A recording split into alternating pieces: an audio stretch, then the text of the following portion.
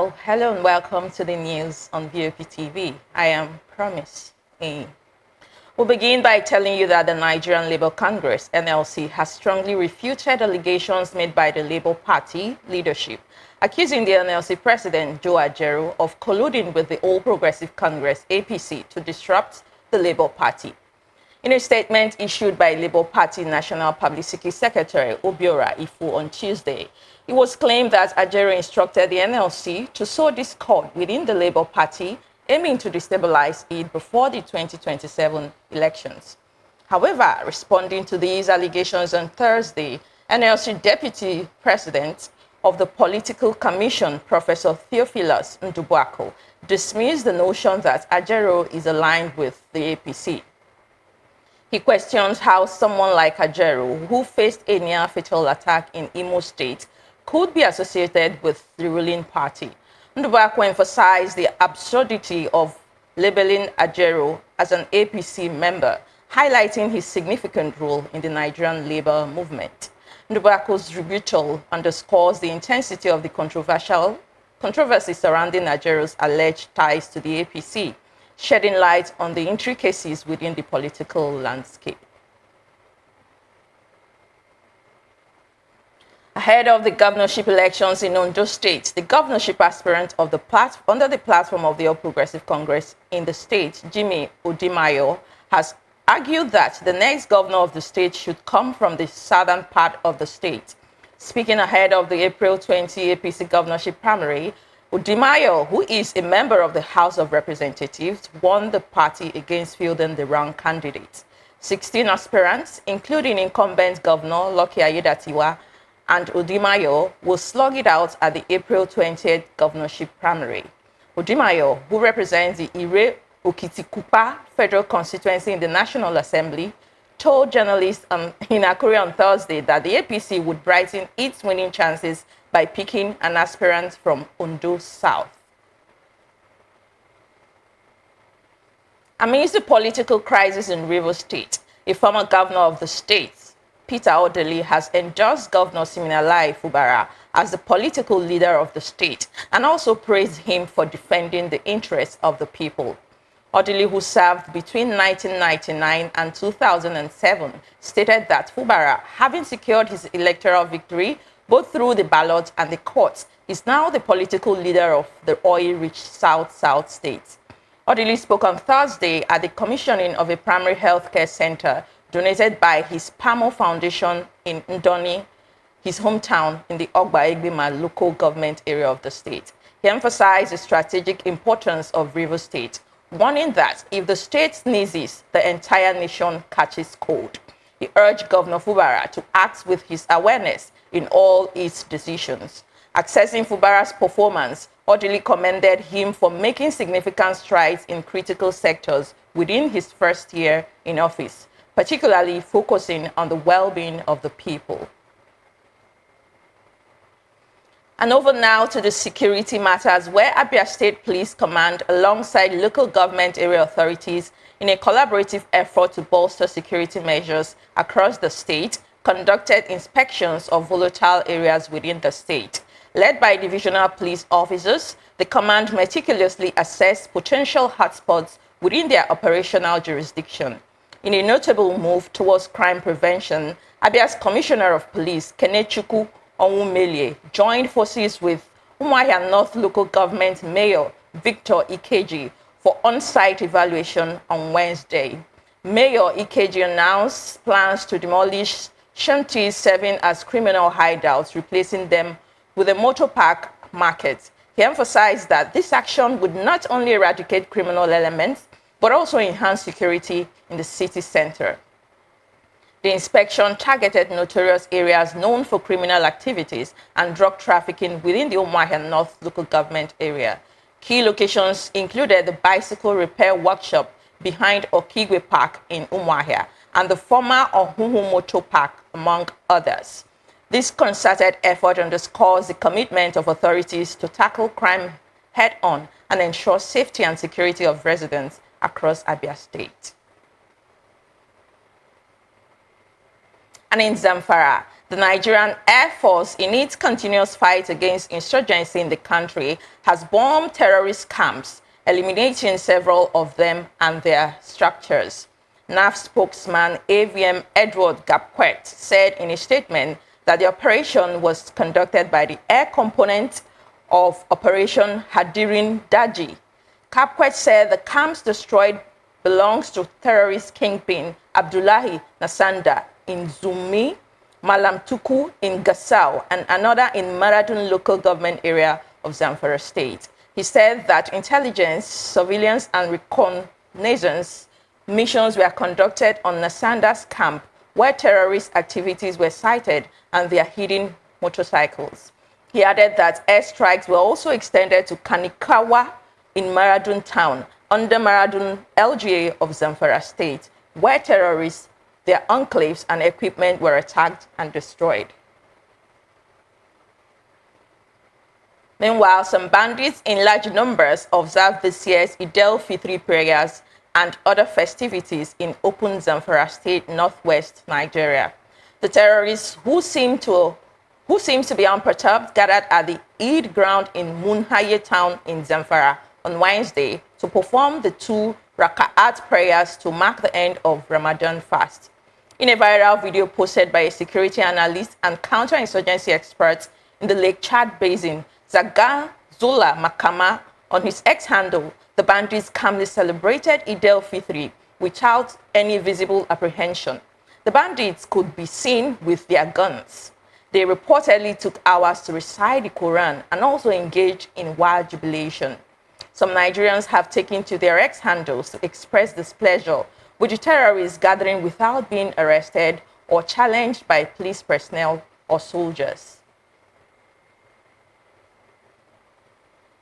Well, you're still watching the news on VOP TV. Coming up after this break, the Minister of Power, Adebayo Adelabu, has apologized to Nigerians for his controversial comments amidst public outcry on electricity tariff hike. We'll bring you this and more stories after the break. Just stay with us.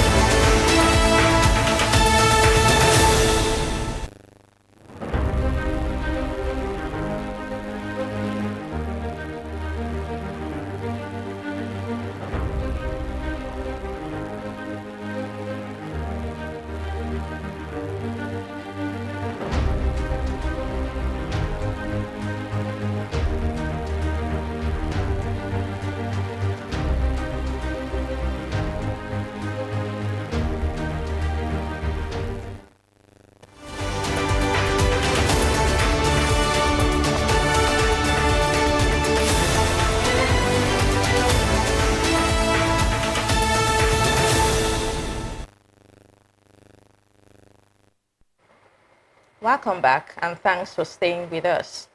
Now, the Minister of Power, Adebayo Adelabu, in a televised interview, has expressed regret for his recent remarks regarding electricity consumption habits among Nigerians. He apologized for an offense caused and clarified that his intention was to offer advice on energy management and not to insult the public. Adelabu's initial comments, made during a press briefing on April 4th, had sparked outrage after he suggested that Nigerians excessively use freezers due to low electricity tariffs. The statement came shortly after the government announced tariff increase for Band A and B customers. The tariff hike implemented by the Nigerian Electricity Regulatory Commission on April 3rd primarily affects customers enjoying 20 hours of daily power supply under the Band A and B classification. Despite criticism, Adelabu defended the increase, stating that it would only impact approximately 1.5 million consumers out of the sector's 12 million total. Furthermore, Adelabu disclosed that the federal government continues to subsidize electricity, citing rising cost of production, gas, and infrastructure. He emphasized the legality of tariff reviews, asserting that they are conducted biannually in accordance with the Electricity Act of 2023. Addressing claims of subsidy removal in 2022, Adelabu clarified that the government still shoulders a significant portion of electricity costs, he projected a subsidy requirement of approximately 1.8 trillion naira for 2024, a reduction from the estimated 2.9 trillion naira without the tariff increase for Band A and B customers. Nigeria is gearing up for a significant stride in its justice system. The Attorney General of the Federation and Minister of Justice, Prince Lateef Fagbemi San, has announced. The minister made this announcement as he also announced a forthcoming national summit on the justice sector scheduled for April 24th to 25th, 2024, at the auditorium of the National Judicial Institute in Abuja. Well, this summit aims to address critical challenges within Nigeria's justice sector under the theme Repositioning the Justice System, Constitutional, Statutory and Operational Reforms for Access and Efficiency. The event promises to bring together legal experts, professionals and stakeholders nationwide. President Bola Tinubu is set to inaugurate the summit, which will tackle obstacles hindering the effectiveness of Nigerian laws. The agenda includes updating electoral laws, enhancing access to justice, and reforming prison systems. The summit will also review and adopt the revised National Policy on Justice 2024-2028, focusing on prison reforms and electoral law revisions. In his address, Fagbemi emphasized the urgency for collective action to overcome obstacles in delivering justice to all Nigerians. He expressed hope that the summit would pave way for fair, accessible, and efficient legal system, upholding the rule of law and safeguarding human rights. The federal government says non-academic staff members of universities will get half of their withheld salaries should President Bola Tinubu approve the payment of their salary arrears. Tahiru Maman, the Minister of Education, who stated this during a televised interview, argued that members of the Senior Staff Association of Nigerian Universities, SANU, and the Non-Academic Staff Union, NASU, were not on strike for the same period in 2022 as their academic counterparts. The Education Minister said the government has been doing everything possible to get relief for them. In March, SANU and NASU members embarked on a one-week warning strike to protest their withheld salaries by the federal government. The two unions berated the federal government for paying withheld salaries to the Academic Staff Union of Universities, ASU, while neglecting the non-academic unions. All the unions had embarked on an 8-month strike in 2022 to press home some of their demands, including a better welfare package. The administration of the then President Muhammadu Buhari subsequently invoked a no-work, no-pay policy against the union, but President Bola Tinubu last October approved the release of 4 of the 8 months withheld salaries. SANU and NASU accused the federal government of unfair treatment and discrimination by failing to pay them like their academic counterparts. The Nigerian Library Association, NLA, has urged President Bola Tinubu to intervene and ensure the completion of the National Library of Nigeria, headquarters in Abuja. Despite funds being approved during former President Muhammadu Buhari's administration, the building has remained unfinished since the Second Republic. Addressing the press in Abuja, NLA President and National Chairman Pastor Dominic Omokaro highlighted the association's appeal during a discussion on the upcoming 62nd National Conference, another general meeting. Omokaro emphasized the importance of completing the long-delayed project, which was awarded by Messrs. Reynolds Construction Company in 2006. The conference, scheduled from July 7th to July 12th, 2024 in Port Harcourt, Rivers State, will focus on the theme promoting diversity and inclusiveness through innovative library and information service delivery in Nigeria. The NLA further called on federal and state government, as well as employers and regulatory bodies in the library and education sector, to address the challenges facing libraries in Nigeria. He emphasized the need for qualified and certified librarians in field leadership positions, ensuring the advancement of librarianship in the country.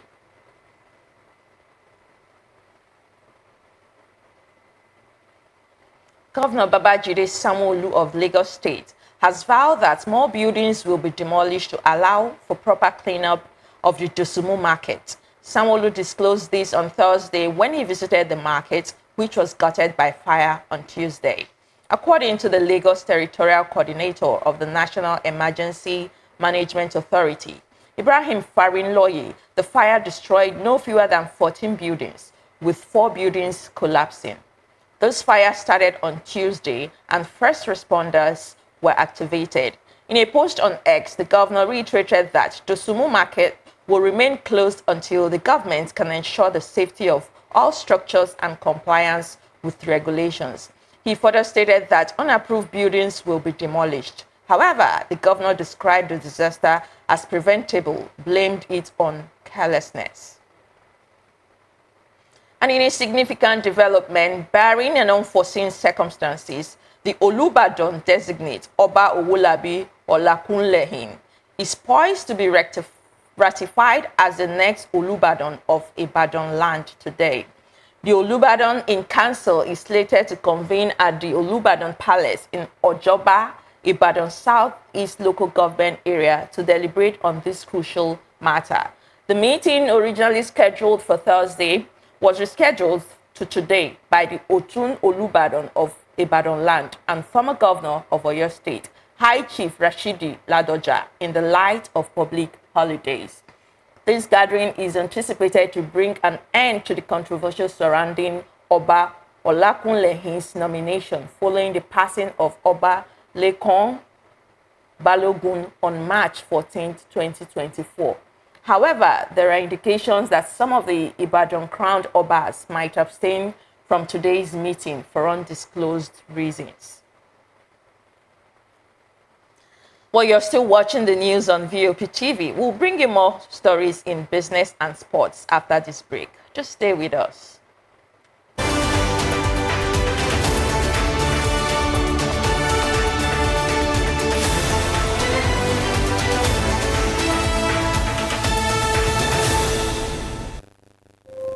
When your morning starts, make sure to look around for the right company to serve you everything you need to know about what's happening around you. That's why you need VOP this morning, because we will climb this far to give you a voice in what's going on, from news, reviews, politics and the economy, sports, and even entertainment. Join us weekdays, 7 a.m. to 9 a.m. right here on VOP TV. VOP TV. Now you have more than a voice.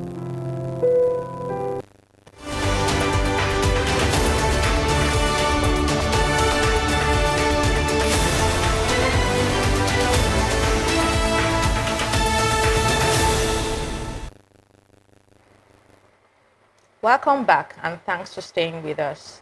Now in business, the federal government intends to implement an average toll fee of 3,000 naira per gate on the Lagos-Calabar Coastal Road upon completion. The Minister of Works, Dave Umahi, highlighted the revenue model, emphasizing recovery of investment within 15 years. Additionally, the project timeline spans 8 years, with each kilometer costing 4 billion naira. Reflecting strategic fiscal management. Integral to the toll systems are provisions for security and amenities, ensuring a seamless and sustainable transportation ecosystem. However, questions lingered regarding project oversight and competitive bidding processes, underscoring the need for transparency and accountability in infrastructure development. Meanwhile, Minister of Works Dave Umahi assures the preservation of $200 million landmark beach resort amidst the Lagos-Calabar Coastal Road construction. Addressing concerns over property loss and employment impact, Umahi reaffirms the government's commitment to mitigating adverse effects on landmark establishments. Proactive engagement with stakeholders and adherence to regulatory standards underscores effort to balance infrastructure development with environmental conservation and socio-economic stability. As construction progresses, maintaining transparency and community engagement remains paramount in fostering sustainable development along Nigeria's coastal region. The World Trade Organization forecasts Africa to witness the fastest export growth globally in 2024, marking a pivotal economic resurgence post-pandemic. Despite challenges in import dynamics, Africa's exports are poised to exceed pre-pandemic levels, buoyed by a projected 5.3% growth rate. Digital trade emerges as a catalyst for economic diversification, albeit representing a fraction of total exports yet. Geopolitical tensions, supply chain disruptions, and climate uncertainties pose risks to the optimistic outlook. Navigating these challenges demands adaptive policy frameworks and robust trade partnership to sustain Africa's towards trajectory in global commerce. And now in the world of sports, in a bid for more private sector involvement in sports, the Sports Ministry has approached wealthy Nigerians, including Africa's richest man, Aliko Dangote, and Tony Elumelu, to buy clubs in the Nigerian Premier Football League, NPFL. Owner of the top Nigerian bank, United Bank for Africa, UBA, Elumelu, for one, has acknowledged the approach. He further said his organization is looking at the viability of such a project. And furthermore, it is also known that Dangote has long been linked with buying a stake at Premier League club Arsenal. He recently financially supported the Super Eagles 2023 AFCON campaign. According to the sport minister, football and sports is business, and we can't be in a situation where we cannot benefit from that as a country. Currently, only 3 of the 20 top professional clubs in Nigeria are privately owned, as the majority of these clubs are financed by state governments. Novak Djokovic was not at his best on Thursday at the Rolex Monte Carlo Masters, but he did enough to gain revenge against Lorenzo Musetti at the ATP Masters 1000-day count event. The 36-year-old is competing in his first event since splitting with former coach Goran Ivanisevic. The top seed, who has Nedad Zimonjic in his box this week, caught a frustrated figure at times in the first set against Musetti, who caused the Serbian problems with his count craft. However, the Serbian gained the decisive break in the 12th game of the first set before he played with greater intensity and freedom in the second set to reach the last 8 after 1 hour 59 minutes. Djokovic now leads the 22-year-old 4-1 in the pair's Lexus ATP head-to-head series and will next meet Alex de Minaur after the Australian beat countryman Alexei Pompiri 6-0. 6-4 to become the first Aussie to reach the quarterfinals in the Monte Carlo since Mark Philippoussis in 1999. Djokovic is a 2-time champion in the Principality, triumphing in 2013 and 2015. He has failed to advance beyond the quarterfinal stage since his previous title victory 9 years ago, but will hope to change that record when he meets de Minaur on Friday. The 98-timer tour-level champion is still searching for his first trophy of the season, with his best result a semi-final run at the Australian Open.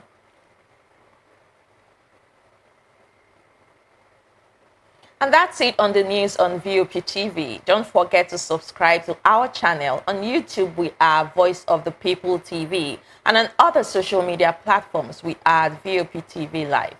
I am Promise Amy. Have a good morning.